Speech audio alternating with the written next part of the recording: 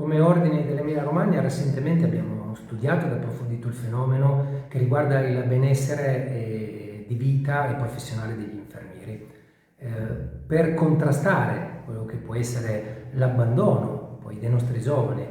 rispetto sia ai corsi di laurea e soprattutto sulla professione, abbiamo evidenziato il fatto che c'è bisogno di investire anche sul benessere